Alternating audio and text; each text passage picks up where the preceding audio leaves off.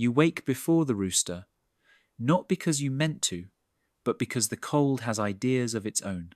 It presses through the thatch and down the wattle, and Daub finds the thin places in the blanket and settles there like a small stubborn animal. The hearth remembers last night in a dull red line and then forgets it. Your first sound is straw whispering under your shoulder blades. Your second is the small, sleepy cough of the child closest to the warmth you did not keep. You lie still long enough to count your breath and the breaths around you. 4 bodies, 5, including the little one, bundled in wool, share this room, this air, this damp smoke that never quite leaves. The rafters hold bundles of herbs and a crooked ladder, and on the wall you can touch the smooth patch where your back has leaned each winter morning. Your fingers locate the tinderbox without looking. 2 strikes 3, and the spark nests in last night's curls of bark. You hold your own breath, then feed the spark, dry rush, then twig, then a better stick. Flame opens its small mouth and begins to eat the dark. Smell arrives first old ash, wet wool, the sharp ghost of yesterday's onions. You rub your hands not because it helps much, but because it begins the day. Across the room, your wife shifts under the blanket, the infant nested against her chest. Her hair smells of smoke and lye. She does not ask the time. The light answers that on every morning of your life. What shines through the chinks is a slate-coloured promise, the kind of sky that keeps frost sitting on the ditch even after the sun has the good manners to appear. You cross the dirt floor to the corner where the bowl hangs. The water's skin is thin ice, a warning and a joke. You break it with 2 fingers and feel your blood retreat to safer places. There is no mirror, only a dish's metal bottom and your own guesswork.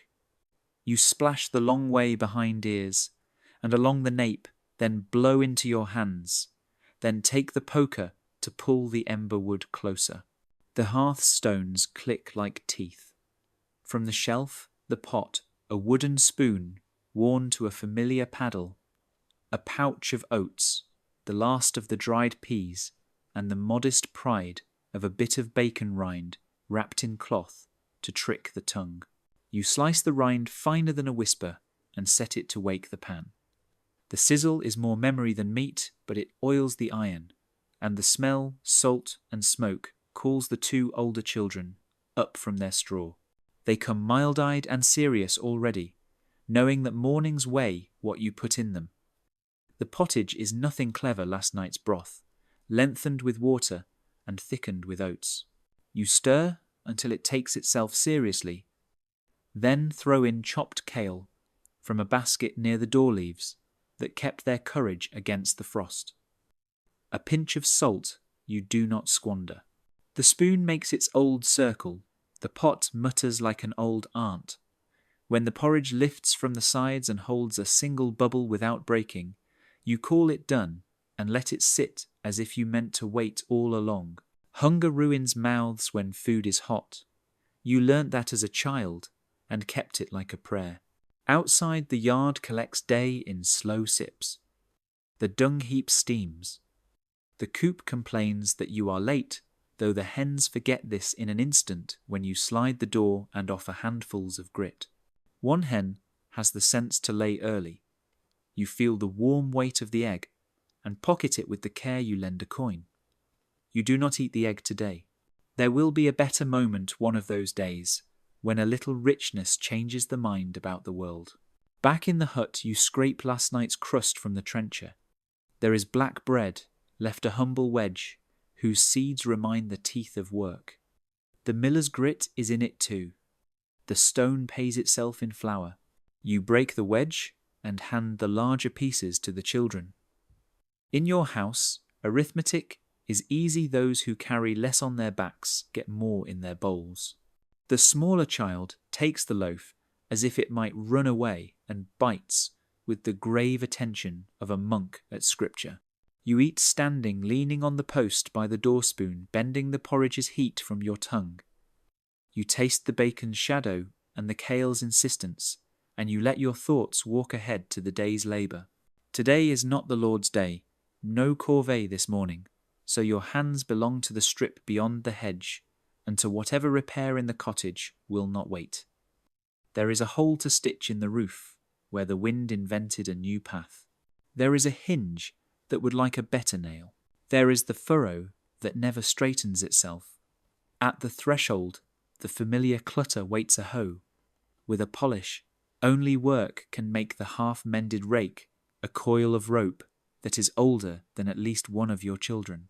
The oxen in the byre shift their weight skins scratched raw by winter's boredom. Their breath ropes the air white. You run a palm down the withers, and the animal lowers its head like a tired neighbour. The yoke will stay on its peg today. The soil is frozen shallow, and you will not waste hooves and temper prizing at ground that will not move. You carry a bucket to the well, the handle chewing a groove into the base of your thumb where a callus already lives. The well's rope is honest rough, and speaking its mind through your palms. You listen for trouble in the creek and hear none. Water comes up like something found rather than fetched. On the way back, you step around the ruts you have, stepped around all winter, and notice, without calling it, noticing the first suggestion of green at the ditch's lip. A lie, perhaps, or an advance scout. It shifts the day's weight a finger-width lighter. You pass the neighbour's door Reeve's cousin, a man who smiles with half his mouth because the other half is owed elsewhere. He lifts 2 fingers in a greeting that is also a question. Are we mending the path to the common? You nod yes afternoon if the frost answers yes to spade. We speak few words in this season. Breath is too dear to squander, and the things that must be done already know their own names.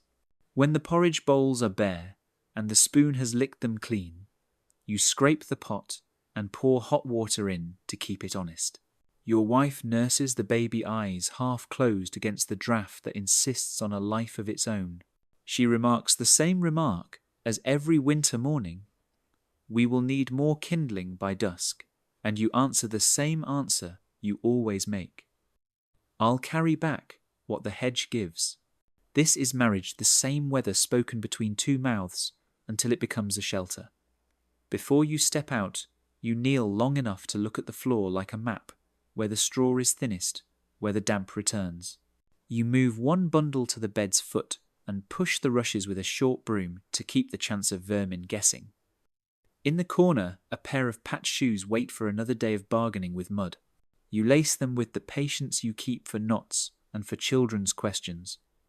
Outside the sky finally confesses light. It is not the generous light of late spring that makes the eaves sing. This is a pale coin, slid from a stingy purse, yet you take it as wages. Your breath leaves the same place twice, and you envy it for moving so freely. You shoulder the hoe, hang the coil of rope across the other, and set the day upon your back the way you always do by not thinking about it all at once. The path to your strip threads between cottages that look like your own from the right and wrong angles. Smoke tilts from the low chimneys. A dog watches from a doorway with the complicated loyalty of a creature who knows 100 names for hunger. Far off, the bell at the church gives a single stern note more to prove it's still there than to call anyone. You answer it by touching the wooden cross hung by the lintel when your first child was born, not because it changes the road under your feet, but because it sets the foot in a steadier place. At the hedge, a magpie scolds the morning for being late. Its black and white belong to a cleaner world. You set down the tools and look at the strip as if seeing it for the first time this year. The ridges hardened by frost, the stubble that never bothered to lie down, the thin, promising shine where moisture gathers. You pull a glove over your left hand and leave the right bare for feeling what the soil is willing to tell. It tells you not yet, but soon. The word soon has kept you alive more than once. You do not curse the cold. You do not bless it either. You mark its terms like a law and move within them. The day will be made of small bargains, with the ditch that wants to slump into itself, with the fence that pretends to be whole, with the neighbour's pig that believes in freedom. You will mend and lift and fetch. You will come back at noon for a heel of bread and the kind of talk that wraps around the children like another blanket. You will go out again and return again and sleep, and in that sleeping surrender the account of your hours to a God who keeps books even in winter. For now you raise the hoe, and the first stroke of the day lands true. The sound is wood on soil, iron on stubborn, the old argument that feeds you both. The breath in your chest warms a little. Dawn at last beneath the thatch. The summons arrives as it always does, a beadle stick, knocking a grammar of duty on each lintel, up and down the lane. 3 knocks a breath, 2 more. It means today is the Lord's day, not God's corvée owed labour on the domain. Your strip can wait, your hands cannot. You answer with a nod that tries to be cheerful, and then stands aside as the beadle moves on, counting heads in his head. Somewhere behind him, the reeve walks with a tally and a tired patience, already composing the day's totals for the steward's table. You swallow the last mouthful of cold bread, take the better of the 2 hoes, and add a shovel whose handle has known more shoulders than yours. The air has a salt of frost to it, but the sky promises not to interfere. On the village edge the ox carts gather like beetles around a fallen apple. Men step up into them with the resignation of sailors boarding the same boat they sank yesterday. You choose the path on foot. Work is warmer when the road begins it. At the domain ditch, the steward waits with a list. He is not cruel. He is arithmetic, made flesh. His cloak belongs to a richer wind than yours. South Dyke, he reads, then points with his quill where water forgot to be polite last week and tried to visit the meadow. 2 per span, spade and bar. Then the causeway. His Latin is pepper on plain food. The reeve translates without translating. You take your place along the line where the earth has slumped into itself, and remember the rhythm, foot in lever dump, foot in lever dump. The ditch is honest work. It does not whisper about promotion or miracles. It asks what it asks and pays what it pays, a clean ache, a small pride in straight edges. Beside you, Hamo works with a cough that keeps its own count. On your other side, a boy too new for a razor, but old enough for a spade, finds out what his back is for. Across the ditch, someone begins a work song with the confidence of the tone deaf. You raise your spade in time and discover you are singing too, because breath has to do something between shovelfuls. By mid-morning, the ditch has a shoulder again. The steward passes and marks the length with a short stick. He says, good without looking at anyone, which is how authority avoids becoming friendly. When he moves on, Hamo leans on his spade and coughs his cough into the cold. You fish a crust from your pocket, show it to the air like a relic, and give it to him without saying the word pity. He bites like a man considering the crust's opinion on theology, and then thanks you with a nod that belongs to another century. Causeway the reeve calls, pointing to the sunken road where winter wagons carved memories into mud. The plan is older than any of you. Lay gorse, lay brush, lay an order of stones that imagine themselves a road. The carts bring rock in a slow procession. Children who escaped other tasks collect smaller stones and argue about whose pile is most ambitious. You bend lift set stamp, and the sound becomes a language stone testing stone boot, deciding for both. A cartwheel sinks to its pride. 6 men lift. A 7th calls advice useful to no one. The driver curses in a dialect known only to oxen. The wheel comes free with a wet slurp and a cheer that turns into laughter before anyone chooses to end it. Laughter and labour are cousins who always arrive together and leave separately. Near noon, the steward permits the fiction of rest. A quarter of an hour, he says, as if time were his to slice. You sit on the causeway's higher hope and open the pouch that holds your noon, a heel of bread, an honest onion, and a marvel salt pork cut thin as a rumour. You pass a piece to the boy whose back discovered itself, and he tries to pretend his gratitude is casual. Someone produces a flask of small ale, and it goes around the circle lips, wiping themselves on sleeves with the sacrament's seriousness. You tell 2 jokes that belong to roads and ditches, and men too tired to remember the punchlines. The bell at the manor ticks once, not because you need telling, but because clocks enjoy work too. Then the barrow brigade. The steward has a quantity of stone he calls sufficient, and a quantity of backs he calls present. You become a wheelbarrow's argument with the law of weight, down the bank, across the new-laid gorse dump, back again. Your shoulders sing in a register no church permits.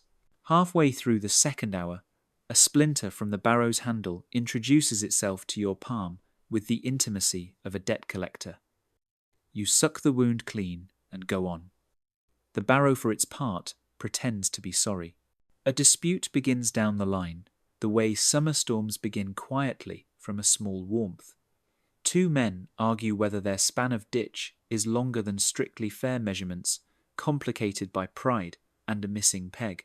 The reeve arrives, examines the ground as if it were a witness, then breaks a twig and sets it across the line, where both will trip on it later. Equal, he says, meaning enough. They accept this because there is still afternoon left, and because the steward's shadow reaches like a sermon. Mid-afternoon assigns you to the dyke where the stream plays at Rebellion. You cut turf in squares and stack them like unbaked bread. The smell of the cut earth is a promise you have believed before, and will believe again. Things grow, things mend, things put up with you if you put up with them.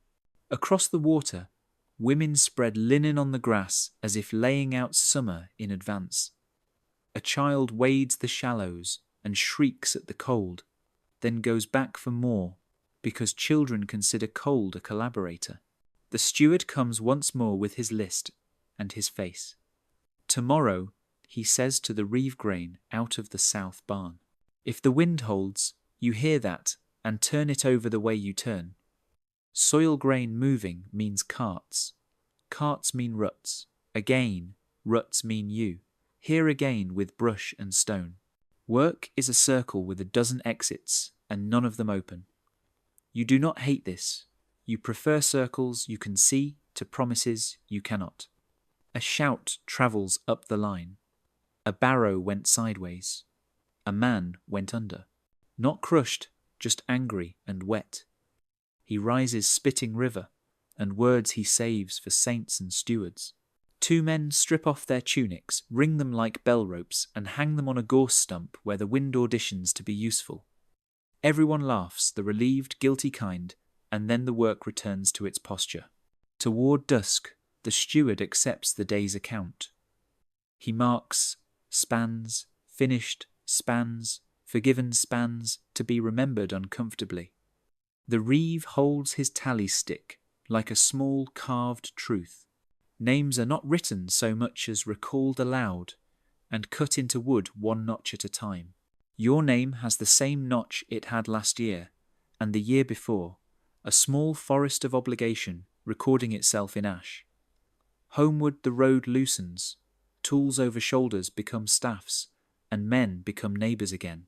Someone begins a hymn because the evening asks for a higher vowel. The boy with the discovered back carries his spade like a banner now.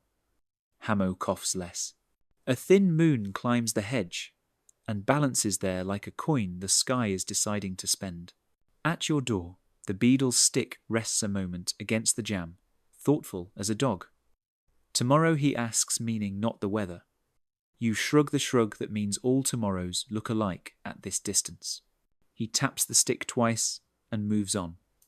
Inside the hut, reheats the day with simple arithmetic, a hotter fire, a thicker pottage. Your wife tastes the pot with a face that calculates kindness against supplies and finds a way to pay both. The children bring you a story of a hen with opinions, and you listen like it's news from Rome. You open your hand and remove the splinter with a needle warmed in the flame. The drop of blood is precise and unambiguous. You suck it away and feel the sting argue itself quiet. Later, when the rafters are just rafters and not a ceiling of worries, you lie on your back and let the ache in your shoulders explain what it has learned. The Lord's workday takes without apology, but it also gives you something to hand your sleep, the clean exhaustion that lets a man fall through darkness like grain through a funnel. Tomorrow will invent its own chores. Tonight, you keep what is yours. The warmth, the breath beside you, and the knowledge that even a ditch well cut keeps its promise. Morning lays a pale coin on the village, and everyone spends it at once. Today is for bread and for the stone that makes bread possible.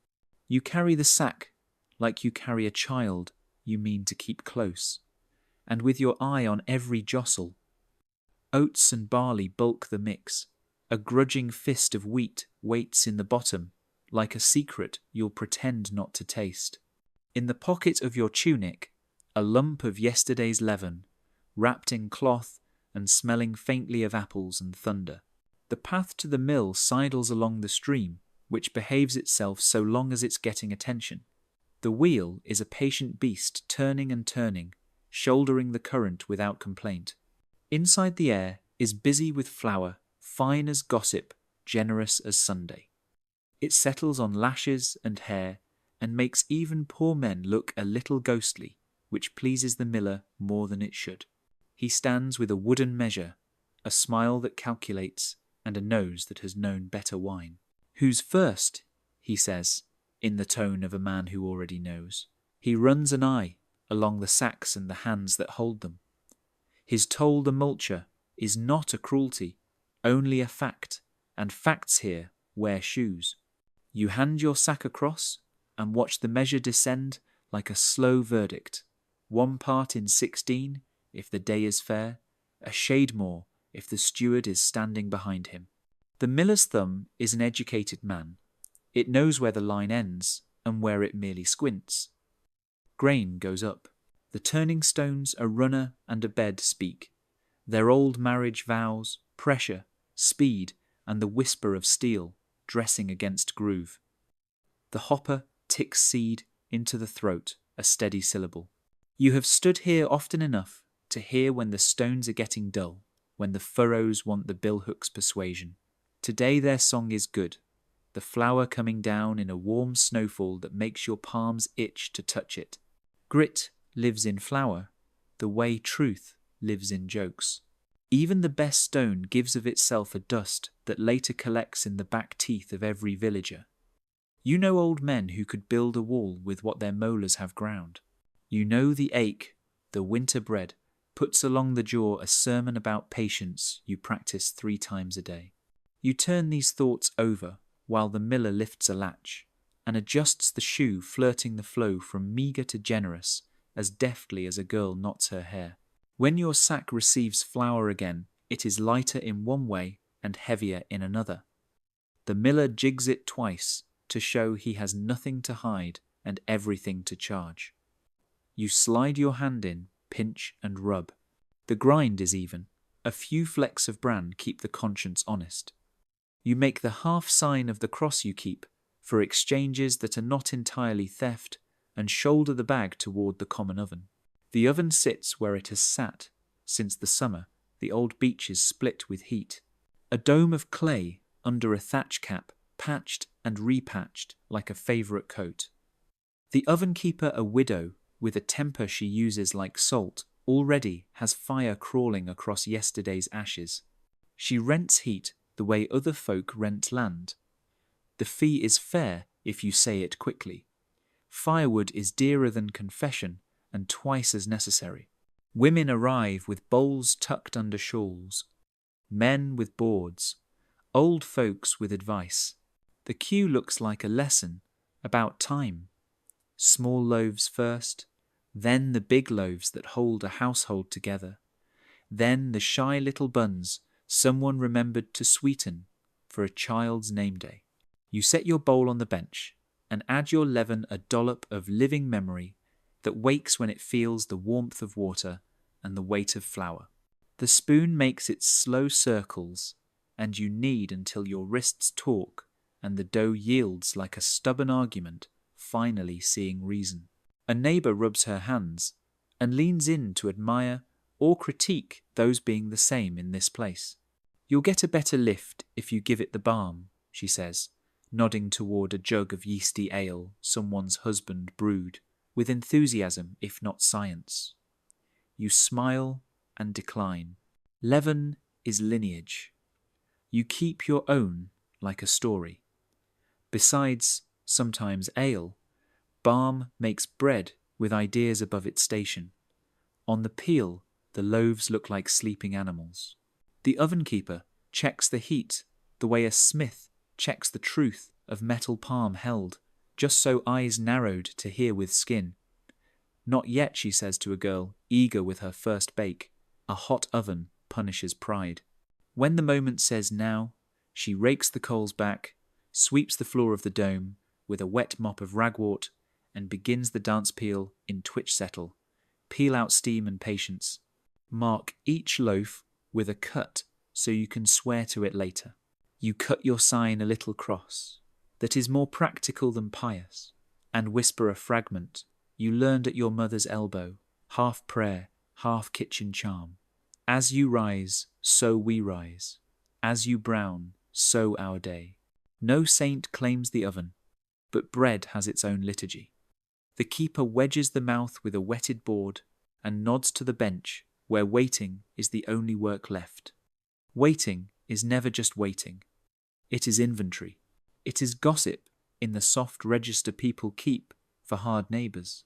Someone says the miller took too much of Ida's grain last market day, and someone else points out that Ida mismeasured the last 3 times, so perhaps the saints even their own books.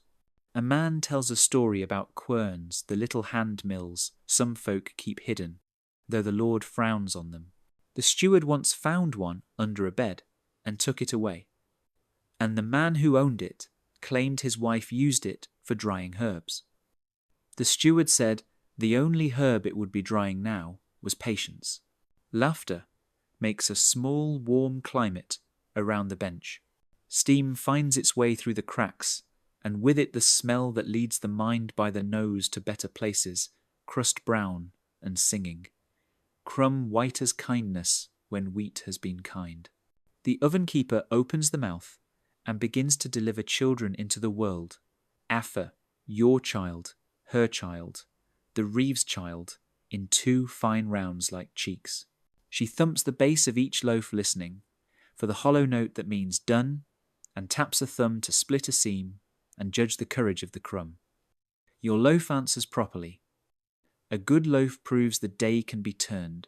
You pay your heat a coin if you have one, a share if you do not, or a promise if promises still spend in your name. The keeper bites the coin by habit and slips it into a purse that jingles like an honest man's pockets. You set your loaves on the board to cool until the crust speaks softly, then wrap them in cloth that remembers other loaves. The first loaf travels home on your hip like a baby. The second you reserve for tomorrow. The third you will trade for eggs when the hens remember how to be generous. Back at the mill, a small storm has gathered a woman holding up her flour to the light, the miller holding up his dignity to the same. Too bleak by a measure, she says, meaning too much taken. The reeve arrives with his calm like a pail of water. He weighs the sack on a scale that creaks the way justice creaks, audible, arguable. He declares both parties wrong by a comfortable margin and assigns a remedy. No one entirely hates a handful back to the woman, a warning to the miller and a promise to check the measure against the manor's iron bushel next. Court day. Everyone nods because the world runs on nods. On the way home, the wheel hums the tune you've always known, the labour behind every slice. You think of teeth and grit and how the stone writes its small signature into every mouth. You think of the oven's dome, the keepers of heat, the economy of ash. You think of your leaven sleeping again, fed and folded into a cloth like a saint's relic, ready to argue tomorrow into rise.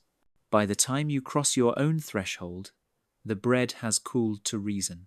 The children crowd the board and look at the knife like a pilgrim looks at a shrine. You cut thick the way winter demands, and the first warmth of crumb lifts into the room like a blessing. You hand the largest piece to the smallest hand, and watch how even hunger can be quiet when bread speaks. Outside, the light tilts toward a thinner colour. Inside the heel of a loaf anchors the day.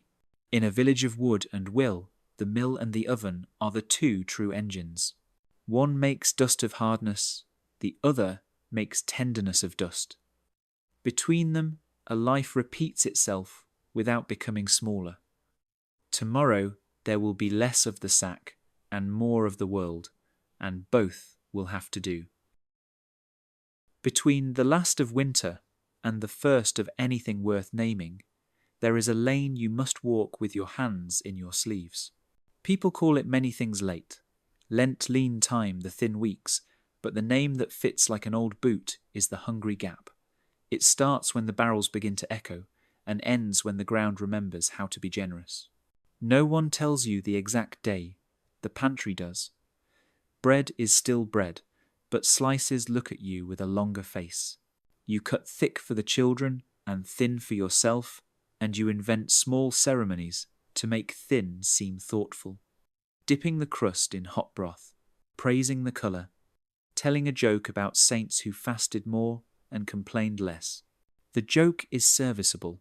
It does what jokes do, turns a gnaw into a nod. Meals lean into greens. The kitchen garden never proud, always faithful. Keeps what it can. Keep leeks standing, like small green soldiers, kale shrugging off frost, a stubborn row of winter onions, the last few cabbages with outer leaves that ask for a knife, and patience. The earth is not stingy, it is merely careful. You take a leek and feel how it fits the hand like a tool. You peel away the mud, remembering layers, and set the white heart aside with respect. You walk the hedge with a basket and a billhook the way you do when coin is shy. Nettles are young enough to forgive and taste of iron when scalded. Chickweed ground elder sorrel names you learned before you learned letters. You bring them home like gossip and throw them into the pot with dried peas you soaked overnight. Peas porridge requires time more than talent. You save the bacon rind for Sunday and convince the pot that it met meat in another life. The steam that rises is humble and clean, a sort of honesty you can eat. From the loft you fetch the last handful of hazelnuts, forgotten in an old shoe. Their shells are the colour of good ideas. You crack them with a hammerstone and hear autumn again for a breath. The dry laughter of leaves the apple press the wet smack of the cider trough. The nuts go into the porridge. The memory goes wherever memories go when you are busy. The hens are stingy, but you do not blame them. Winter is a tax collector, with a talent for persuasion. One hen deigns to remember what eggs are for, and you carry her contribution warm in your palm and absurdly pleased. The cow's bag swells with a promise not yet milk, but the intention of milk. Ewes belly their way toward lambing. Soon there will be a new sound in the byre, a high question that gets answered with a bleat. Milk means whey. Whey means soft cheese. Cheese means a better temper in the house. You mark these futures down in your head like a ledger written with weather. On market day, the wind has opinions, but the chapman comes anyway, bells on his pack, saying he is a man who expects to be noticed. He brings needles bright as gossip, a little twist of saffron that smells like bragging, a comb bone carved with two birds who have never seen your hedge, and salt white as a priest's lie. You have barley to trade, and a skein of spun wool your wife made with an attention that could cut stone. The chapman weighs the wool in his hand, as if it were a story he has heard before and liked. You angle for salt, and a square of rough cloth for the baby. He admires your barley, as if it were a cousin, and calls the salt dear this year, because carts from the coast met ruts that looked like ditches, and ditches that looked like mischief. You pay a little more than you wanted to, and a little less than he asked, which is how commerce pretends to be conversation. He has news as chapmen do. He says, a village 2 days south had a winter milder than yours, and already set broad beans in a field that remembered spring earlier than any man had a right to. He says a monastery beyond the ridge is swapping vinegar for wool because their apples had ideas last autumn, and vinegar does not pray by itself. Vinegar matters. Vinegar keeps turnips honest, though your turnips are more rumour than root this year, and sharpens beets into something that feels like a choice. You trade the clacking bone comb for a jug and walk home holding an argument with yourself and winning both sides. Preserves earn their pomp now. In a crock under the bed, the last of the sour cabbage, salted and wedged tight, keeps a sour courage that wakes the tongue. You open it and the room becomes a different country. The children pull faces and then ask for more, because human tongues love any excuse to remember summer. Dried apples waiting in a linen bag go into the pot too. Not enough to be an apple day, but enough to send an idea of sweetness through the house like a rumour with a kind heart. Counting becomes a sacrament.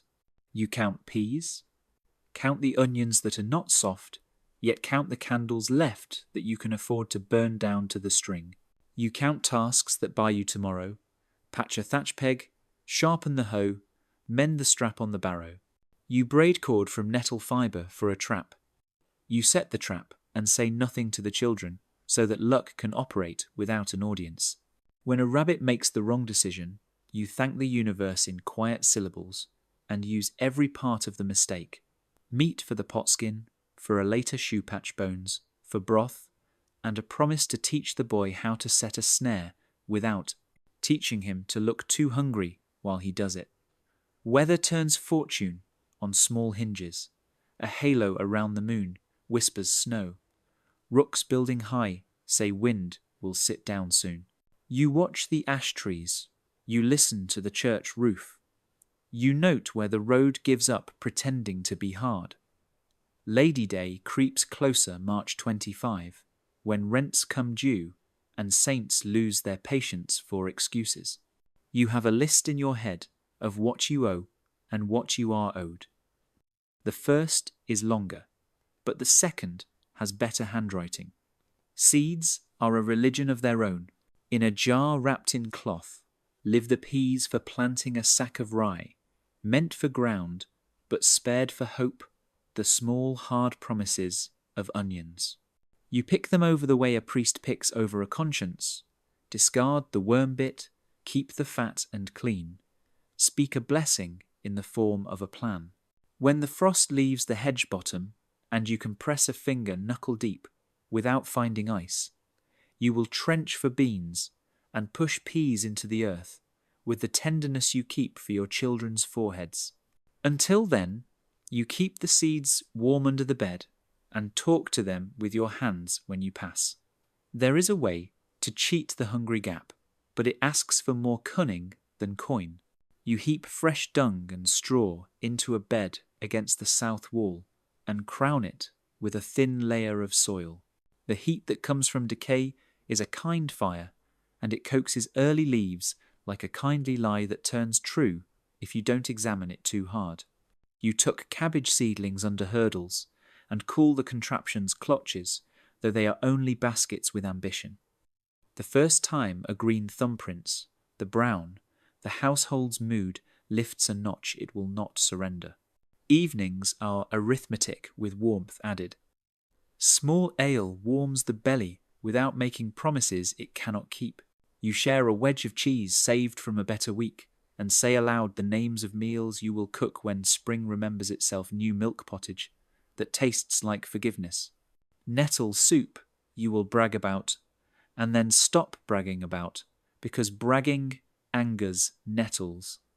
A stew with lamb because yous will lamb, and a weak twin will need a purpose. Saying the names feeds something that bread cannot reach. On the worst day when the wind picks up old bones from the road and rattles them in the hedge, You take a heel of bread, souse it in vinegar, and pretend it is a foreign dish you learned from a sailor who lied charmingly. The children laugh at the tale, and then at the faces they make when the vinegar wakes them. Laughter, it turns out, is a food group. The hungry gap has endings the way a song has endings in parts. First, a surprise egg that is not a miracle but feels like one. Then a row of beans that breaks the soil with shoulders like brave children.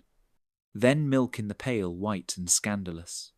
Then the first time you cook something fresh, and the house smells not of last year but of exactly now.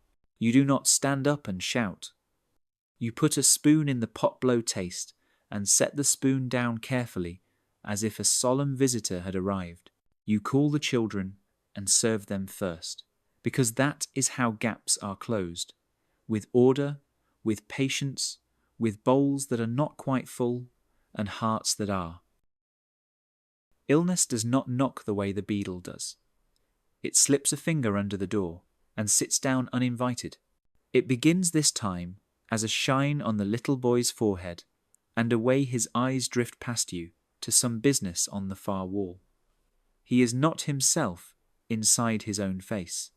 The breath in him grows quicker, and then slow again, a tide you do not entirely trust. By evening his skin throws back the hand that touches it.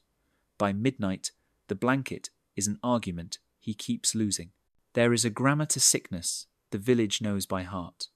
First heat, then thirst, then a cough that arrives like an old debtor. You do what people have always done, who have little coin and much memory. You send the older girl to draw fresh water, and you boil it until the kitchen sings. Water that has been made to think twice behaves better. Into the steam you drop thyme and a pinch of hyssop from the bundle that hangs by the rafters. Strong leaves that argue with phlegm in a voice the lungs respect. The boy breathes the steam with the suspicion of a cat, and then settles against your chest where your heartbeat can set his to a steadier measure. Willow bark waits in a crook of the roof beam, stripped and dried last summer, when the old men told you to think ahead. You crush a strip into the mortar with the round end of the pestle and brew it in water that stopped boiling one thought ago. It is bitter, bitter as a debt, and the boy turns his head away, but your wife sweetens a finger of it with honey and persuades his mouth with the unanswerable logic of a mother's gentle voice. The liquid goes down a promise made in the language of trees. Fever asks for cool cloths. You wring linen in water with a kiss of vinegar and lay the folded square along brow and wrists. Vinegar pretends to be a physician without being proud about it. You rub his chest with a smear of goose fat warmed in your palm and add a ghost of mustard to wake the skin. Then set him upright against a pillow stuffed with softer straw so the lungs have room to bargain. He sleeps a while in pieces, and you add the pieces up with your eyes until they make an hour. At dawn, your wife goes to fetch Mother Aldith, who knows more about plants than anyone who can read. Knowledge builds a face into authority. Hers is furrowed like good ploughland. She arrives with a basket and the smell of outside. Not the pox, she says, after one long look, which lets you release the breath you have been pretending not to hold. She touches the boy's neck and the hollow above the breastbone with 2 sober fingers and nods, as if remembering a book she once read and liked. From her basket she brings out elderflowers dried when last year was kinder, and yarrow heads tied with a red string against forgetfulness. This for sweating, she says, this for the blood's tidy work. She measures with the old measure pinch for a child's spoon for a man, and leaves you a folded scrap with a charm written on it in letters that know how to keep secrets. You do not laugh at charms, not in your house, not when night remembers you. The scrap goes into a little bag with 2 threads of the boy's hair and a splinter of hazel. You hang it by the bed and let it do its work, which is mostly to steady the hands of the living. The priest comes later, though the times are sour for priests. Word runs that Rome and the king have made a quarrel big enough to cast a shadow over England. Bells do not ring as they did, and the church door has learned to be shy. Still, Father Peter walks hedges like a fox, and finds the sick as if compassion were a torch that does not show on the road. He knuckles his hat and sits low so the boy can see his eyes. He brings a flask of sanctified water, wrapped in wool, and the smallest crumb of blessed bread, more idea than meal. No loud prayers, he murmurs. There are rules in troubled years, but his hands smell of candle wax and soap, and that is a kind of liturgy. He tips the holy water into the common water and says a psalm in the voice people use when they don't wish to attract attention from kings or fevers. You mention the road to Canterbury, not as a plan for today, but as a line you keep in the ledger of hope. Thomas Becket's shrine is a long way and an expensive hope, but a pilgrim badge can sometimes be hired and pinned to a doorway like a promise. Father Peter nods, not displeased by the thought. Light a candle in your house, he says, if not in the church. Your wife sets a stub in a saucer and puts it by the head of the bed. Flame is the one prayer that explains itself. By afternoon, the cough grows teeth. It wants to dig. Aldith returns and makes a poultice, bruised plantain, and a little onion honey to bind a square of linen to keep the mess honest. Honey knows how to say no to rot. It speaks that word into the skin with patience. The boy objects to the smell, then softens when the warmth seeps in. You take the scraps of onion left on the board and think of the old tale that onions draw fevers into themselves. You do not believe everything you hear. You believe enough to place a cut bulb on the sill where the night air can interrogate it. Someone suggests bloodletting. Someone always does.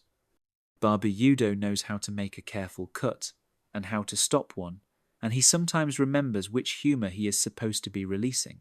You consider it and decide against it for a child who does not own many spare ounces. Udo will not be offended.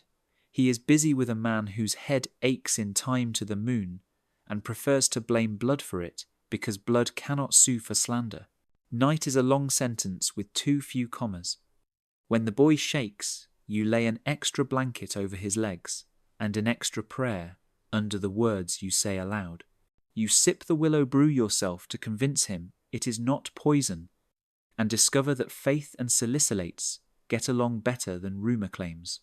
At the worst moment when the cough has all the boldness and the child's breath becomes a thin thread you can see with your heart, your wife begins to sing. It is not a hymn, not precisely, though a saint would not be embarrassed to hear it. It is the little tune mothers in this parish, use when they have nothing else to spend. The song changes the room's shape. It makes a corner for hope to stand in and not feel silly. Toward morning, the fever breaks. It does not admit defeat. It simply goes to look for weaker doors. Sweat runs sour as a bad loan, and you change the linen twice heatstones by the hearth, and wrap them in cloth to nestle at his feet, so the sweat does not chill him into a worse trouble. He sleeps then, the honest sleep of the saved not saints. Just people, snatched back from a ledge by those who loved them industriously. You and your wife sit like thieves who have gotten away with something merciful. When the boy wakes hungry, the world becomes another country again. You begin politely thin pottage that remembers peas and garlic, more with its scent than its substance. A spoon of whey you coaxed from yesterday's small curd, a sip of water that has greeted the boil and cooled enough to be kind. Later, there will be bread sopped in milk soft as a tear and an egg beaten in for strength. The kitchen becomes proud for an hour. You take the little bag down and tuck it into a chest with other harmless superstitions. The hawthorn, thorn that once kept a cow from miscarrying, a pilgrim brooch bent into a circle to guard a cradle. You do not condemn the things that steady frightened hands. At dusk, Father Peter returns the way cats return quietly, as if he were just thinking of passing this way. He lays 2 fingers on the boy's wrist and nods, a nod that could be mistaken for a shrug. He will not boast of being useful. He drinks a wooden cup of small ale, and tells, without seeming to tell, a story of a monk infirmary he knew who kept a garden of simples larger than his faith, and healed people anyway. God, Father Peter, says with a sideways smile, uses many apprentices.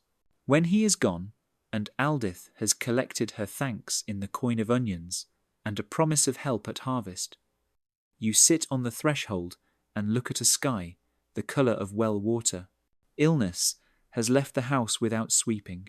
It always does. Still, you feel that secret gratitude people feel toward a day that decided not to break them in half. You think of the way Remedies make a ladder bark to cool honey, to clean vinegar, to sharpen herbs, to persuade song, to carry prayer, to keep company. You think how the ladder works best when all its rungs are used, and how pride, whether in medicine or miracle, only soars at the wood. Inside the child sleeps the way fields sleep after rain spent promised. Your wife smooths his hair away from his brow and tucks the blanket as if drawing a map that keeps him within its borders. You bank the fire. The house, which has learned a new silence, keeps it like a vow. Outside the owl asks its old question from the ash tree. You answer by breathing and then by sleeping, and in sleep you carry forward what the day has taught, that in a world of thin margins, care itself is a cure. It begins as a smell that has too much confidence. Not hearth smoke, which is domestic and companionable, but something sharper that stands up in the nose and says its own name. You are mending a strap in the doorway when the dog lifts its head and finds the same syllable. Then the shout, a single word that means move, runs along the lane like a lit fuse. Fire, you do not ask where. You run toward the bell because bells are how a village points at its fear. The sound comes half a breath after the shout, Father Peter tugging the rope with both arms, the clapper speaking iron to morning. People spill from doorways, already carrying what they will be told to carry. Buckets, pails, crocks, a tub that once held cider and will hold duty today. A child runs with a ladle because it is a thing to hold, and the Beadle takes it gently and trades him a smaller bucket. You will be our runner, he says, and the boy becomes taller at the speed of a nod. The smoke crawls low along the roofs, hunting Thatch. It has chosen the mill for its first meal, greedy for dry timbers, fattened with flour, dust fuel, so fine it behaves like a brag. Inside the wheel keeps turning innocent of the arithmetic that is about to be imposed on it. The miller is already outside, with his measure and his wife and the iron bushel, which she refuses to abandon because law should not burn if bread can help it. The steward arrives with a face that prefers ledgers to flames, then rearranges his preferences without comment.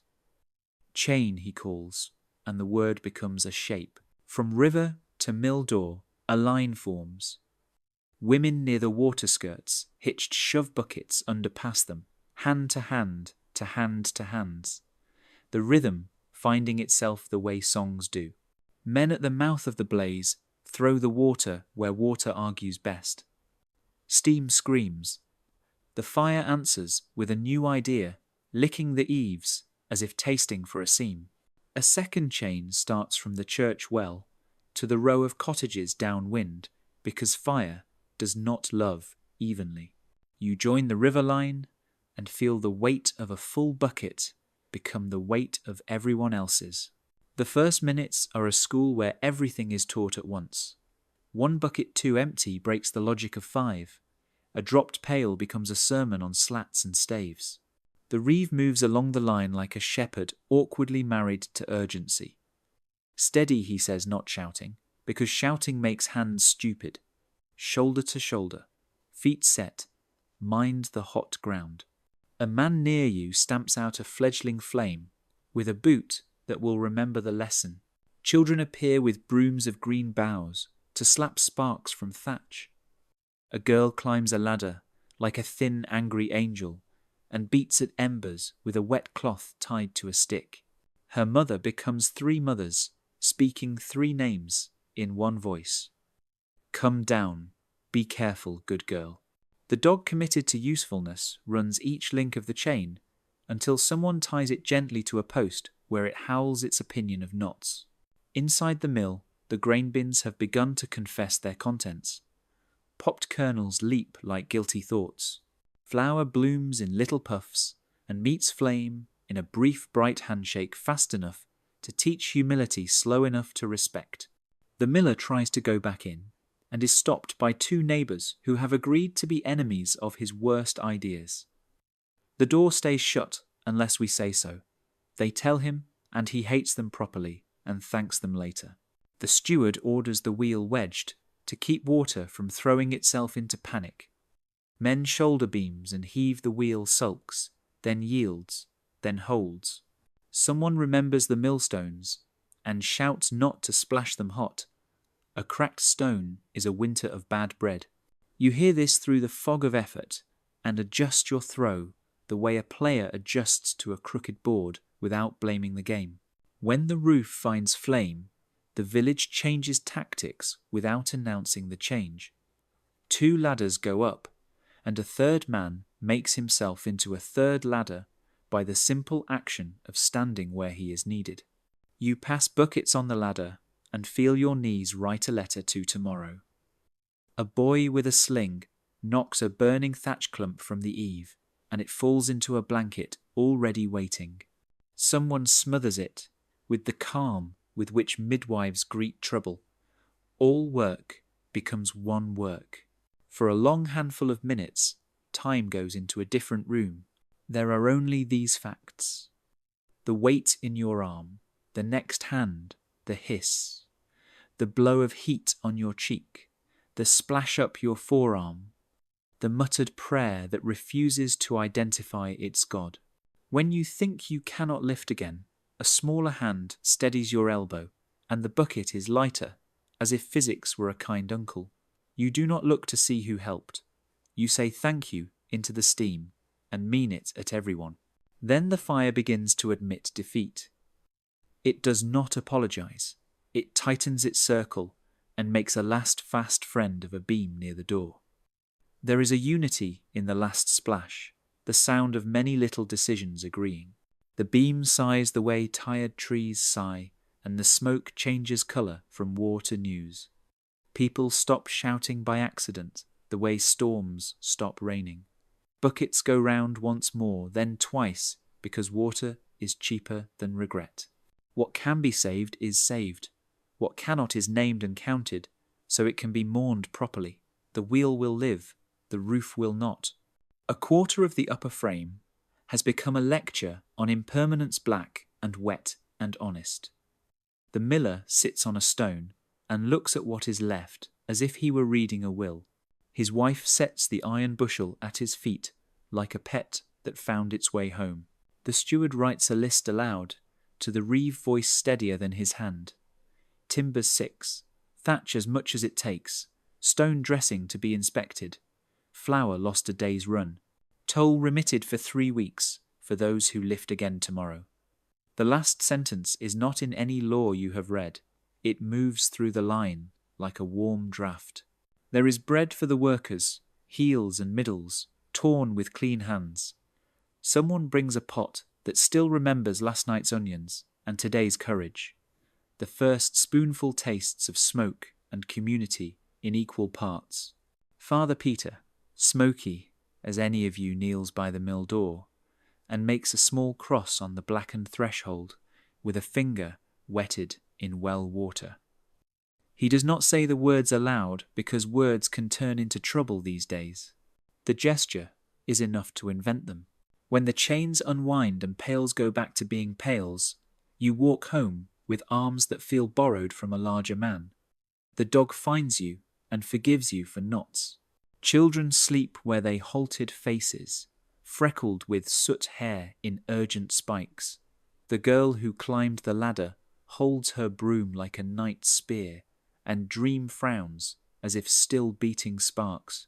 At your door you set the bucket down and look at your hands. They are not elegant. They have new blisters making local plans. You think of how a village fights.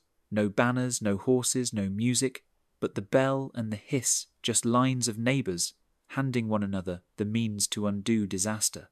You think of how the chain felt your weight, and someone else is your breath, and someone else is the rhythm that turned many bodies into a single intention. Night comes soft, as if embarrassed by the day's noise. From the black shape of the mill, a thin steam rises, like prayer after argument. Tomorrow will be carpentry and thatching, and a census of kindnesses owed. You step inside, and the hearth's small obedient fire looks at you with a modesty you appreciate more than yesterday. You bank it carefully, as if every coal were a promise made to a future where the wheel turns, the stones sing, and the village can go back to the quieter business of surviving.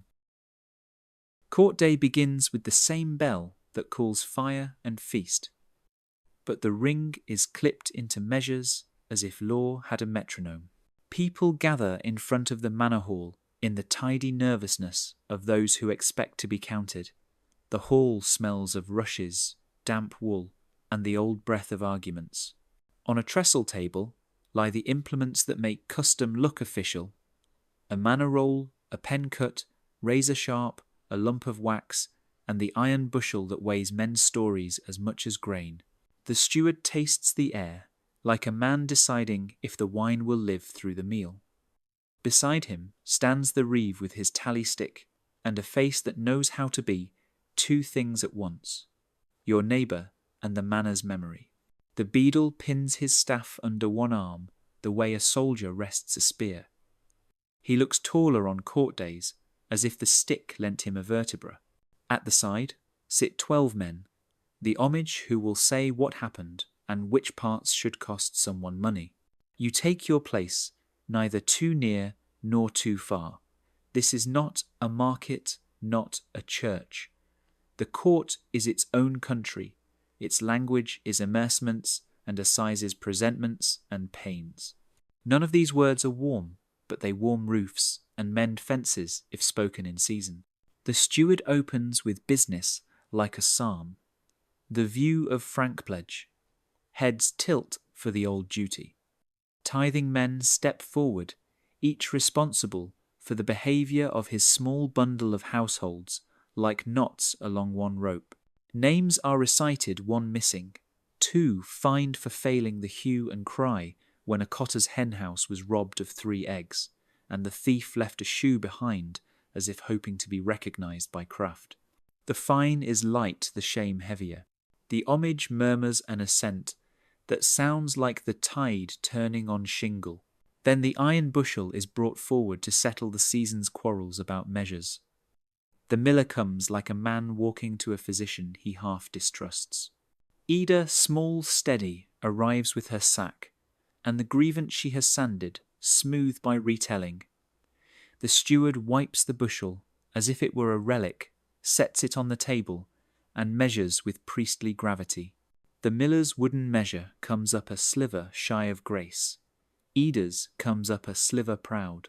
The steward's mouth performs the exact curve of fairness. Miller, dress your measure to this iron. Ida, shave yours to the same. Amercement 1 penny each, to remind the memory. The hall exhales, pleased to have a decision that offends both sides just enough. The ale taster Ale Connor, to those who like long words, steps up with a solemn stomach. He declares 2 brewers' batches, sound, and 1 naughty. 2 weak, he says, of the 3rd, and sold dear. A fine attends the verdict, and a command follows brew to the assize or drink your own. Laughter. The brewer scowls and nods. No one wishes to drink his own. Next, the assize of bread. The oven keeper presents loaves, marked with baker's cuts, each weighed like a child at christening. The steward runs a finger along a crust and pronounces them honest. He lifts your cross-marked round and thumps its bottom. Hollow speaks. The oven keeper earns a smile with the corner of his mouth. She will store it for a week and spend it where needed. A quern is discovered the way a fox cub is discovered by those who counted on it not being there. The steward holds the little hand mill aloft and recites the law against private grinding, which starves the Lord's Jews. The man who kept it under his bed claims it was for herbs and confesses a botanical appetite that makes the hall snicker. The homage recommend mercy. The steward converts mercy into arithmetic. The quern confiscated for the Lord's loft. The owner, amerced, but not ruined. The warning spoken for the roll. Do not cut the manor's throat for the price of a grind. Boundaries come next. The always war of hedge and ditch. Two strips argue through their masters about 3 feet of soil that both claim learned to be theirs in the night. The jurors walk the line out beyond the hall, a procession of men pointing at clods as if they were stars. You walk with them and show where your foot always lands when you turn the plough. The earth remembers your boot. The homage split the difference with a stick laid where neither man will like it. Set a marker stone, the steward says, under pain of 12 pence if it wanders by itself. The village knows stones wander mostly when men help them. Forest law, prickly as holly brushes everyone. A pig found rooting in the Lord's wood earns the owner an amercement saved from cruelty by the fact the animal answered to its name and came when called. Deadwood may be taken, greenwood not. This is recited as if the trees sat to listen. The charcoal burner presents his faggots bound to the regulation size and tied to keep mischief from slipping in. He bows as if to a bishop when the steward nods. A boy caught with a snare that looks too clever to be for rabbits only is scolded into promising that deer exist merely as stories told by hungry children. Then the long matters, the ones that sit like old chairs and do not fit the new rushes. A widow asks leave to remarry without losing her cottage. The homage weigh her years, her diligence, her kin, and recommend the keeping of roof and hearth if the new husband will do the works of the holding. The steward nods and writes her name with the carefulness reserved for people who do not have much room to fall. A father seeks marriage fine merchant for his daughter to be set at a sum not cruel. The steward looks at the girl who looks at the floor and names an amount that will allow a wedding that smells of meat once and ale twice. The court records it, and the girl's mouth almost smiles. Law today permits tenderness to be practical. From the fire at the mill comes the business of rebuilding. The steward reads out the pains those communal commands that are also promises. Every tenant owing week work to give 2 days in timber hauling. Cotters to thatch, bachelors to cut and carry reed under Reeve's order. Toll remitted 3 weeks for those present at the chain and those that lift now. No one claps. People incline their heads in a body like corn when the wind agrees with it. A man is presented for failing hue and cry after a theft of tools from the buyer. He says he was nursing a fevered mother. The beadle who knows the truth of houses testifies the mother's sweat had the authority of a kettle. The homage reduced the amercement to the price of a goat's wink. The court prefers neighbours who tell the truth to neighbours who run faster. Small matters gather like sparrows. A path kept blocked by brush pane set clear it before Sunday. A dunghill thrown too near the well pane set, move it or drink it. An oath renewed from 2 tenants who failed to repair a stile where the common meets the hall land. Their hands touch the roll as if it were weather, and they swear to be better weather. A brewer's wife offers a small jug to the ale taster in private tribute. The steward coughs in a tone that means not here. Gifts are for feasts. Court drinks only ink. At last the roll is sanded with ash. Names lie there the way seeds lie each, a promise to do, or to pay, or to stop doing. The steward seals the day with wax like a candle that forgives. Court in 3 weeks, he says, and the hall slumps into people again. Outside judgments turn into errands. The miller stands with his hat in his hands, listening to advice offered as if it were, "Whether lay your rafters lower, borrow Tom's ladder, let Hamo's boy fetch the reed." Ida measures her measure against the iron a second time, exact as a psalm refrain. The widow walks home with her permission folded small, like a coin she will not spend. The tithing men count quietly and pretend they are not counting. You shoulder your hoe, because a court day is also a work day that learned to sit up straight for an hour. On the green, Father Peter pretends to look for a lost sheep until a man finds him and asks without asking whether a blessing can fit inside a handshake. It can. A blessing can be folded, like rushes underfoot. As you reach your door, you think of what the court really weighs. Not sin and purity, but friction and forward. It turns quarrels into fence posts and mismeasures into iron bushels and griefs, into small coins that buy roofs back. The law here is not a sword, it is a broom. It sweeps where life sheds, it misses things. It tries again in 3 weeks. You like brooms better than swords. Inside the house, smells of onions and a little victory. Your wife asks how many fines the steward flung like seeds. You tell her the quern story, the ale story, the widow's reprieve, the toll remitted for mill lifters. She nods at each like a stitch pulled true. Then you both fall silent for the old arithmetic. How much of what you own belongs to you, and how much of what you owe can be turned into wood, thatch bread tomorrow. You bank the fire with care that looks like prayer and is. Outside the manor hall empties, the bell rests its tongue, and the iron bushel cools. The village resumes its smaller courts at thresholds, by wells over hedges, where 2 men judge the weather and render sentence on what needs doing next. Morning stands up earlier now. Frost still sketches the ditch at first light, but it loses the argument by breakfast. You shoulder the ploughshare you burnished last night with sand and tallow, and the metal answers the sun with a shy wink. Today belongs to furrow and breath to soil, that loosens its hand from winter's coat and remembers its old promises. Out on the common fields, the year's geometry waits long strips set like verses across the hillside, each with a name and a story that no map bothers to print.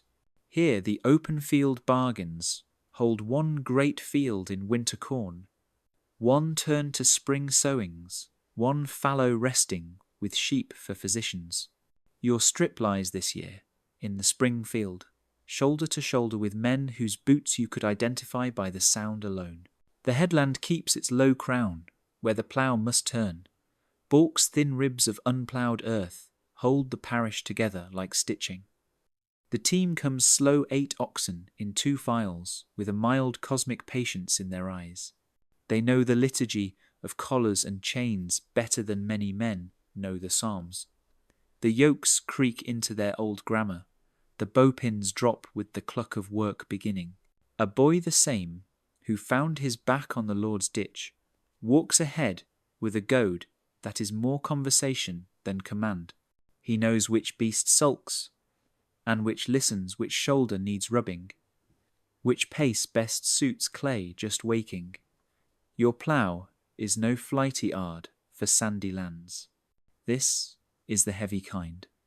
A body of wood clenched by iron, a coulter to slit the earth a share, to lift it a mouldboard to roll the brown wave over into shadow where seed likes to hide.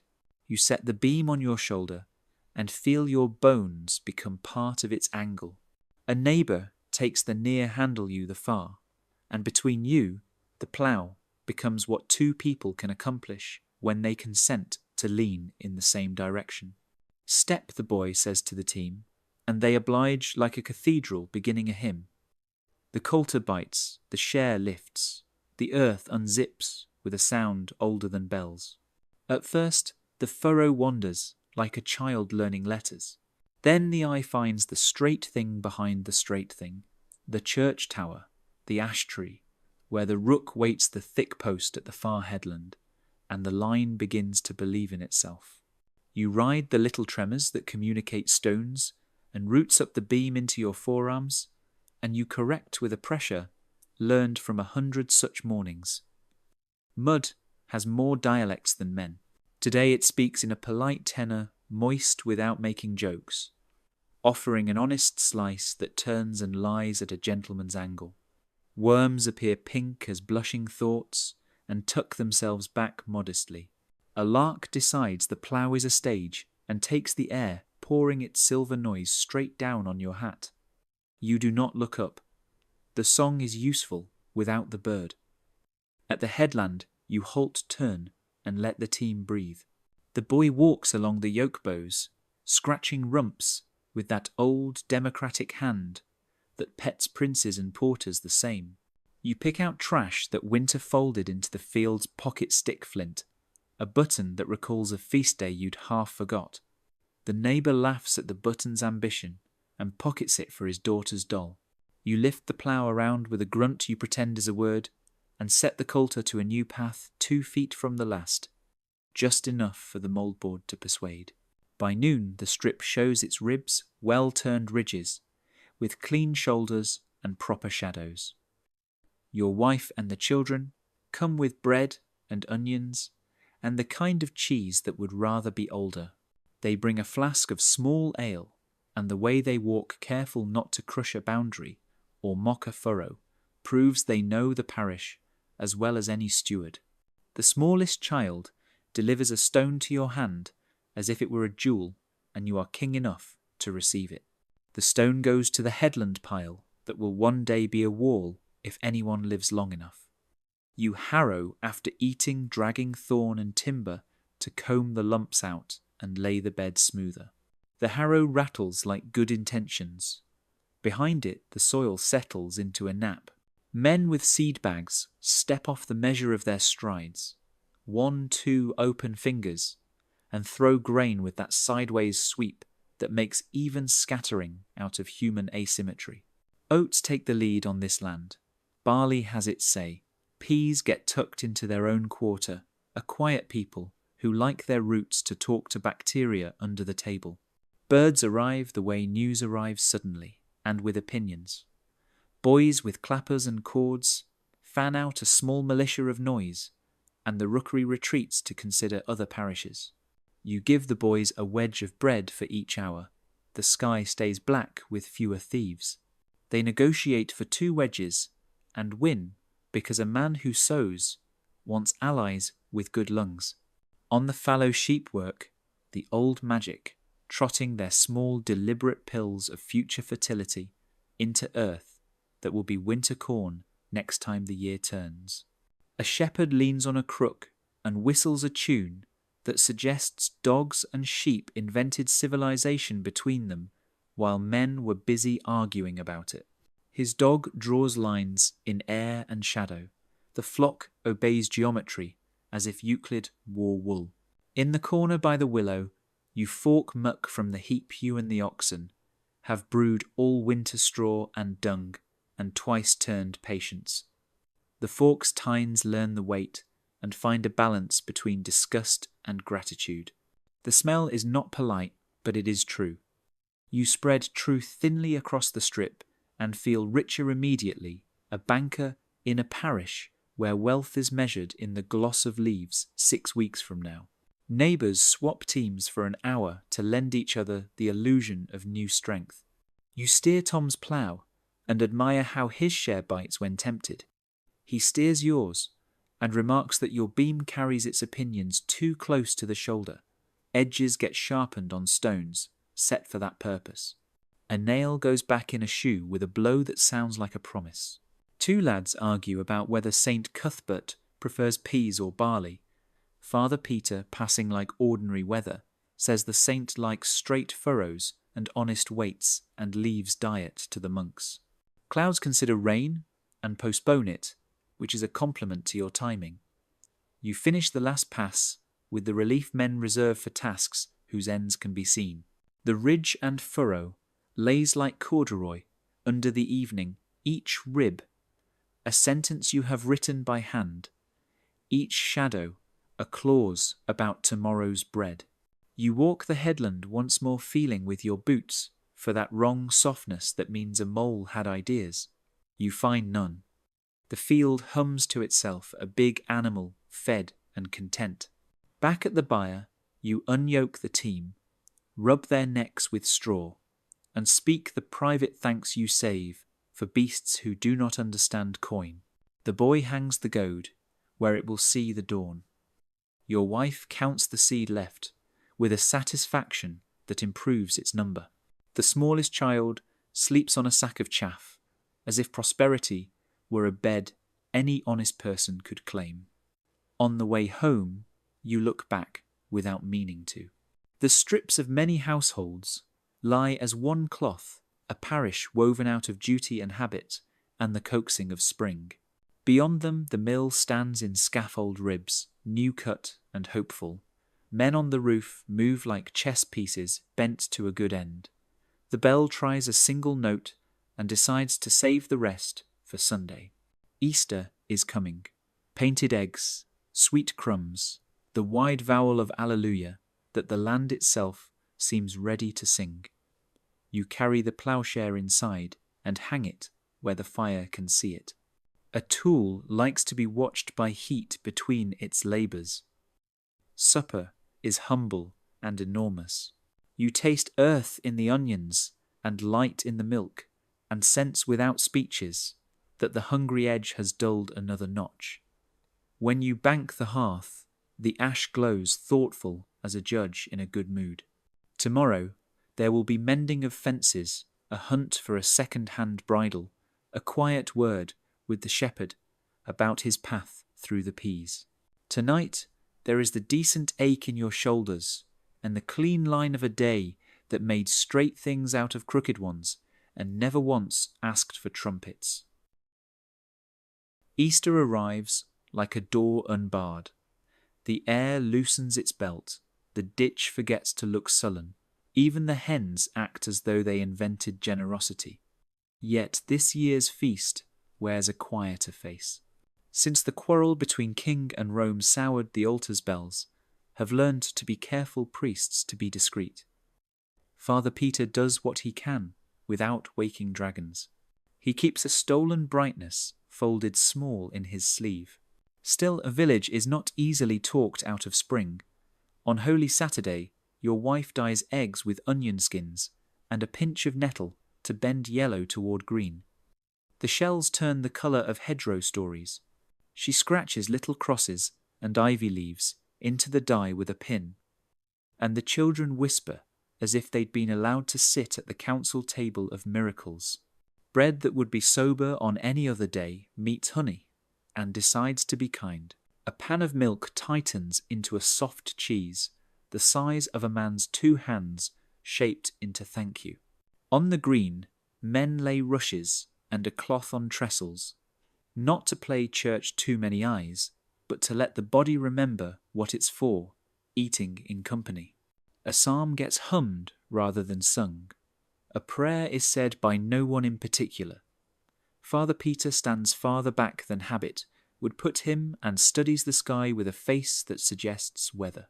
The eggs crack with sound like promise. Children trade halves as if arranging treaties between small kingdoms. You keep the first cut of sweet bread for the old neighbour who lost his toe to frost and walks now as if he'd learnt a new dance he doesn't admire. He eats slow and watches the others, and for a moment his mouth forgets about winter. Your boy lately recovered guards 2 eggs as if they were saints who might escape. He offers one to Father Peter without being told, and the priest accepts it with the solemnity an egg deserves. The yellow within looks like a sun you could own. After the eating old games, wake up the flat stone, pitch to a mark, the line of boys hopping to a rhyme. The young men pretending to not notice that girls are pretending not to watch. A fiddler tunes a string that refuses to be modern. The Beadle's staff appears carried today not as a sentence, but a punctuation mark in a cheerful paragraph.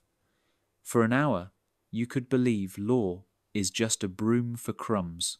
Toward noon, the steward arrives with a scrap of the Lord's will folded into his mouth. He is not cruel. He has brought bad news respectfully all his life. He speaks from the line between green and road. Muster, he says, and the word touches everyone separately, tomorrow at second light. The hall orders the village men to the butts and the hedge, pikes and bills to be counted, bows to be strung, watches to be named. Rumour of riders abroad, no alarm but prudence. Repair helms and straps. The mill's roof will drink men after dinner, the morrow will drink them in lines. No one pretends surprise. Rumour has been practising all week. A fire 2 parishes over was called a warning by those who prefer morals to accidents. Someone says a band of armed men ate a ham in the next 100 without paying. Someone adds they paid later with a broken jaw, which is a currency villagers like. Father Peter looks at the ground, the way men look into wells when the bucket ought to be rising by now. After the steward's speech, the day tries to be a feast again, but the taste of metal stands under the honey. In the afternoon, you go to the shed where things too blunt to be ornaments live. Your billhook has cut more hedge than heads and wishes to keep it so, but a bill on a long ash shaft makes a decent argument if pressed.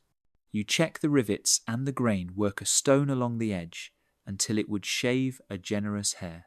A spearhead that once admired itself in your father's hand gets a new lace of leather. You test it against air and find the old balance still answers. Bows appear as if they had been growing upside down in rafters all winter. Few are long or brave ash, and elm staves bent to service more by habit than heroics. A proper yew bow lives in legends and in a squire's keep. Still, a bow that throws a shaft straight to a thatch's edge will discourage mischief. You rub tallow into the string and hold the stave the way a man holds a remembered song. At the old butts near the far hedge, boys set up straw targets with painted circles that wobble in the breeze. The meadow smells of crushed green and ambition. A line forms with no officer to draw it. The village knows how to be soldiers without murdering the grammar of neighbourliness. First the older men loose to show the afternoon its manners. Arrows thrum and strike with the satisfied thud of arguments that have documents. You loose 3 minding your shoulder and repair the pride of the 3rd shot with the 4th. A boy releases too soon and paints the sky. The arrow comes down far off like a bad idea. He is scolded into safety. The dog who has opinions about sticks has to be tied before he rescues every shaft for the parish. On another stretch of green, the pikes and bills stand in a row like sentences waiting for verbs. The reeve sensible as bread runs a drill he learned from a cousin who once stood watch at a castle gate and came home with new opinions about walls. 2 ranks he calls close up, elbow to elbow. Front rank set rear rank ready. Men move as if they had rehearsed in their sleep. You feel the push of the man behind you and adjust to make room for his breath. Forward by hedge, the reeve says, "Give ground together, never alone." These are not the tactics of glory. They are the tactics of villagers that wish to remain exactly the same shape next week. Father Peter watches from a sheepish distance and blesses no one out loud. He speaks instead to the children who will be watchers on roof and stile when the men stand. Eyes to the road, ears to the ditch, he says, softly, turning vigilance into a game count. Riders by their dust count their pride by their pace. He teaches them a whistle that sounds like a thrush to carry news from one end of the lane to the other. A boy tries it and summons 3 real thrushes who disapprove of the imitation. As the sun leans, the mill's scaffold calls, and the villagers answer. The roof drinks read in a rhythm that feels like proof against horsemen you might never see. Men carry bundles to the ladder and hand them up the way, a bucket line, hands up water, no music, a steady drum of usefulness. Women twist cords from straw and gossip, so that the work will know it is welcome. The beadle scratches names and debts, and thanks on a wax tablet that will later become a plan. When the light cools to pewter, the steward walks the line of pikes and bills and bows once more. He is kindly enough to be thorough. Rope's whole, he says to a man whose spear lashing looks like the work of a jealous cat. Stand nearer, he tells the short ones without laughing. You hold the line by standing, the line does the hitting.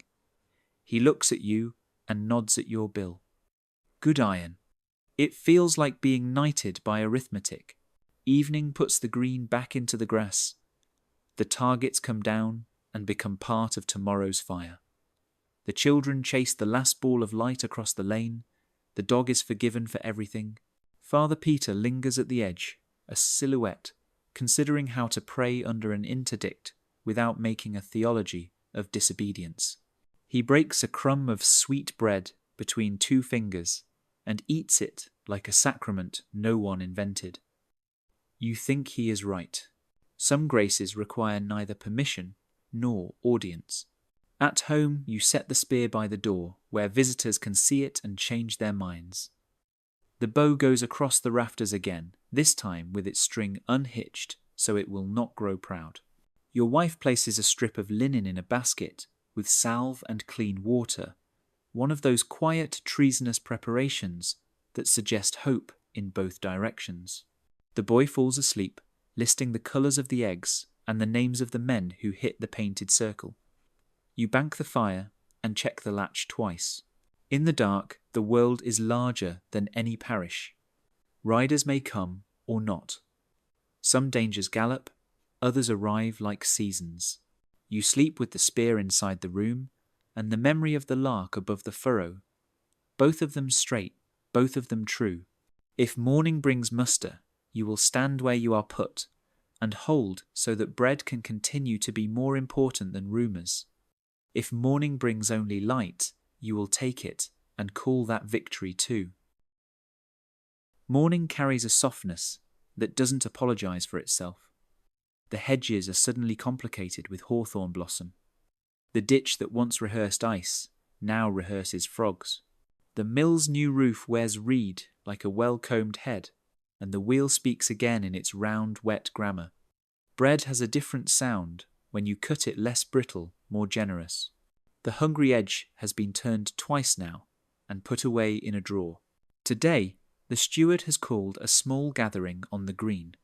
Not court, no wax, no iron bushel, just the kind of assembly that villages have invented since before they were villages.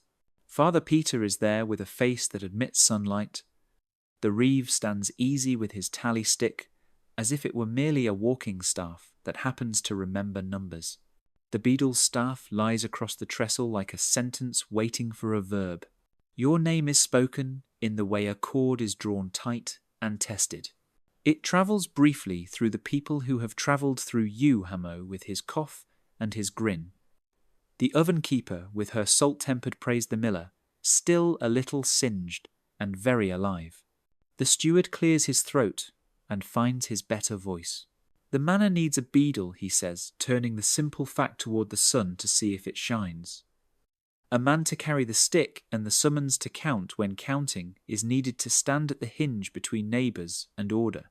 The homage has named one who has shown a steady hand in fire and ditch in furrow and chain, and who knows that law is a broom more often than a blade. He looks at you and lets the sentence attach itself. You do not step forward quickly. A staff is not a prize, it is a weight. But you have been carrying weights since you were old enough to lift a bucket. You put one foot in front of the other and arrive where the trestle has been waiting for you longer than anyone knew. The staff is warm already, as if it had a temper from being handled. It is ashwood, with 2 bands of iron worn smooth, where other hands have kept their promises. There is an oath, the steward says, smiling at Father Peter, as if to ask permission for the word. But since oaths make mischief these days, we will call it a vow, spoken to the village and to your own chest. The words are old and practical. You repeat them slowly, because words that touch a day should be tried on the tongue like bread in the mouth. To keep the Lord's peace without breaking the village's heart. To carry summons with courtesy and firmness in equal cups. To be early to fires and late to quarrels. To stand at harvest and at hew and cry at the oven and the mill where measuring is needed. To keep account not for the joy of tallying, but so roofs do not fall when rain intends to be busy. To remember that fines are a path back to right, not a feast to be hunted. To listen to the poor while hearing the steward, and to let neither voice drown the other. When you finish, the stick becomes yours by an agreement no paper could better. The reeve claps your shoulder with the same hand that has sometimes fined you, and in that contact lives the whole art of villages. Father Peter, cautious as ever, with ceremony murmurs something that could be a blessing or the weather. The oven keeper says, "Don't knock too hard on my lintel," which is her way of saying she approves. The Beadle, who was Beadle yesterday and has decided to become an ordinary man again, nods once and looks relieved in the bones. You do not become taller, you do not become wise, but you feel the stick alter how your hand sits next to your leg, and you understand something you did not yesterday, that authority is mostly attention. The staff does not lend you virtue, it demands it in small coins day after day. The day has its other business, because in this parish everything nobler shares a bench with something useful. Lambs are coming in a hurry now, twins scribbling their questions into the air with legs that don't believe in corners. The cow gives milk without being talked into it, and the strainers catch hare and luck in honest measures. The peas you pushed into the dirt with a quiet thumb last month now draw green lines across the strip as if signing their names on the season. A cart on the lane hums wheat to the mill, and the new roof shrugs off last night's polite rain exactly as a roof should. You try the staff on its errands, because staffs approve of errands. You walk the hedge toward the common, and ask Tom to move his dung heap 3 yards shy of the well, which he does without inventing poetry about it. You count pikes and bills in a shed that smells like ambition, and you mark the one with a split shaft for mending. You knock gently on Widow Elswith's door to say that the reeve will call tomorrow about the stile repairs, and she talks to you for a full half-hour about how geese will be geese and how saints should have to muck buyers like the rest of God's creatures. You stand and let the talk run. Sometimes the staff's whole duty is to supervise a story. At midday, the green tries on laughter again. The children chase each other around the trestle, and your own boy holds the staff very solemnly for a moment, learning the feel of serious wood. You let him. He gives it back like a man returning borrowed coin with thanks. Your wife comes with bread crumbled into milk and herbs and a slice of cheese that has finally decided it is a cheese. Her smile says that Beadle or not the Thatch still needs a peg, and the strap still needs a better nail. You agree. The staff is not allowed to fix shoes. Afternoon has the colour of pewter polished by use. You walk the lane once more and stop at the mill where men fit new rafters like careful sentences. The miller's wife holds up the iron bushel in a patch of light and laughs at how the beam makes a halo around something that cannot be saintly. We will weigh less argument this year, she says. You hope she is right. You hope more generally that weight will stay where weight belongs in sacks and in elbows lifting sacks and not in hearts. Toward evening you find Father Peter near the ash tree, looking at the sky with that professional wonder that his trade teaches. A staff suits you, he says, then adds. If you remember that it is mostly there to hold you up when arguing would like to sit down, you offer him a heel of bread. He offers you a story about a beadle he knew who rang the church bell during a storm to remind the storm that bells exist. It didn't change the rain, he says, but it changed the people under it. That, you think, is a decent definition of work. When you set the staff inside your door that night next to the spear that stood there yesterday, the two wooden lengths lean together like old friends. The spear says, "Be ready." The staff says, "Be steady." You bank the fire with a care that if you did not know better, you would call prayer. The house answers with the small noises that define safety settling straw, a pot giving back to warmth, the private sigh of a child deciding not to wake. You lie down under the thatch that has counted so many breaths and let the day run its film one last time. The oath that wasn't quite an oath, the hand on your shoulder, the laughter on the green, the sound of new rafters agreeing with the sky, the lamb's ridiculous sprint, the dog asleep under your chair as if guarding the chair from philosophy. You think of circles, the ditch's circle of mending, the mill's circle, of turning the court circle of 3 weeks, the year's circle, peeling winter from itself and putting on the shirt of spring. You think of how a life becomes a circle too, and how being given a staff is just being asked to walk the round with your eyes open. Sleep comes. It doesn't fall. It sits down beside you, companionable like a neighbour, with no complaint to lodge. Outside the frogs keep time. Tomorrow you will knock and count and listen and be told stories and smooth quarrels and lift a beam and hold a crying child long enough for his mother to find the ribbon she lost. None of these are the kinds of things kings notice. All of them are the kinds of things that keep bread from breaking wrong and roofs from forgetting their jobs. The staff in the dark holds a little of the day's light, as if wood could remember the Sunday. It leans quietly reliable, and you understand the last plain truth. Freedom is not only a paper you will never see. It is also a roof that doesn't leak a field, that answers to your hand a court that finds, but does not humiliate a bell that rings for feast and fire and gathering, and a village that allows you to become necessary. You were a serf this morning. Tonight you are still a serf and also a beadle. Between the two titles there is not much room, but in that narrow space a man can stand up straight. Thank you for wandering through another quiet chapter of medieval life with Poor Historian, where the past speaks softly but never sleeps.